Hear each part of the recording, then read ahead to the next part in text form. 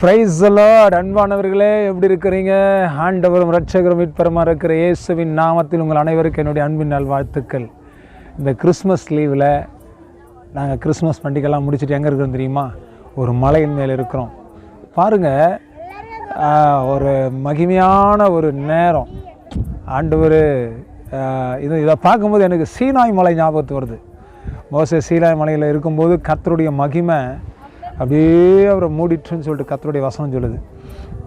பைபிளில் ஒரு வசனத்தை வாசித்துட்டு நான் உங்களோட பேசுகிறேன். பாருங்கள், கர்த்தருடைய வசனம் சொல்லுகிறது, ஆதியாகமம் 2ஆம் அதிகாரம் 6ஆம் வசனத்தை வாசிக்கிறேன். அப்பொழுது மூடு பனி பூமியிலிருந்து எழும்பி பூமியை எல்லாம் நனைத்தது. அப்பொழுது மூடு பனி பூமியிலிருந்து எழும்பி பூமியெல்லாம் நனைத்தது என்று சொல்லி வாசிக்கிறோம். பாருங்கள், ஒரு மூடு பனியை உண்டாக்கி பூமியெல்லாம் நனைக்கும்படி கர்த்தர் செய்தார். இந்த மூடு பனியை பாருங்கள் இந்த இடத்துல எப்படி இருக்கிறதுன்னு. ஒரு அருமையான ஒரு பனி நிறைந்த ஒரு இடம். இதை பார்க்கும்போது தான் எனக்கு மோசேயினுடைய காரியங்கள் ஞாபகத்தில் வருகிறது. கர்த்தருடைய மகிமை அவர் மேலே எப்படி இருந்திருக்கும். இந்த மூடு பனியில் அப்படியே இருதயம் குலுங்குது, ஒரு சந்தோஷம், ஒரு மகிழ்ச்சி.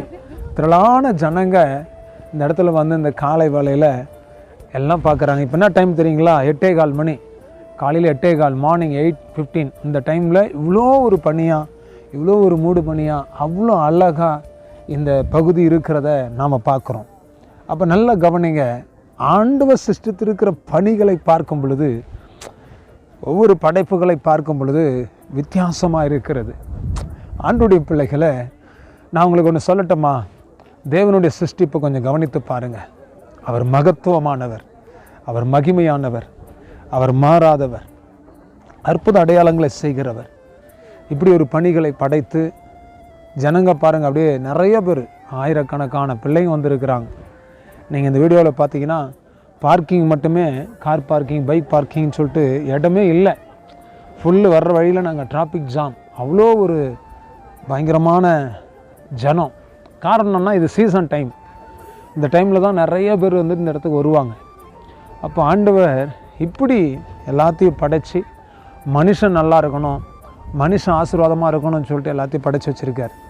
மூடு பண்ணி அப்படியே கையில் அப்படியே பனியை பிடிச்சிக்கலாம். இப்படி தான் வந்துட்டு இந்த இடம் இருக்கிறது. இதை பார்க்கும்போது எனக்கு டார்ஜிலிங் ஞாபகம் இருக்கிறது. அங்கே கூட இப்படி தான் அப்படியே பனி இப்படி போகும், மேகங்கள் இப்படி போகும், அப்படியே கையில் பிடிச்சிக்கலாம். அப்படியே ஒரு வித்தியாசமாக இருக்கும்.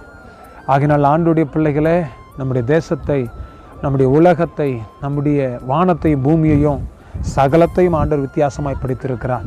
கர்த்தருக்கு நன்றி சொல்லுங்கள். ஆண்டவர் ஆசீர்வதிப்பார். நாம் ஜெபிக்கலாமா?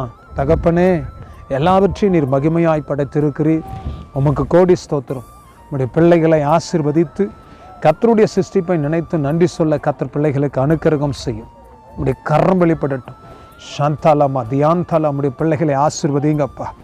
கர்த்தருடைய படைப்பை நினச்சி ஆண்டவரே, நம்முடைய பிள்ளைகள் மகிழ்ந்து களிகூற கர்த்தர் உதவி செய்யுங்க. நம்முடைய நாமத்தை மையப்படுத்தி கொள்ளும். ஆண்டவரே, இந்த தேசத்தை ஆசீர்வதித்து எங்கள் தேசத்தை கர்த்தர் மேன்மைப்படுத்தும்படி நாங்கள் செபிக்கிறோம். நம்முடைய நாமம் மையப்படட்டும். இயேசு கிறிஸ்துவின் நாமத்தினால் செபிக்கிறோம் நல்ல பிதாவே. ஆமேன், ஆமேன், ஆமேன். God bless you. கர்த்தர் உங்களை ஆசீர்வதிப்பார். ஆமேன்.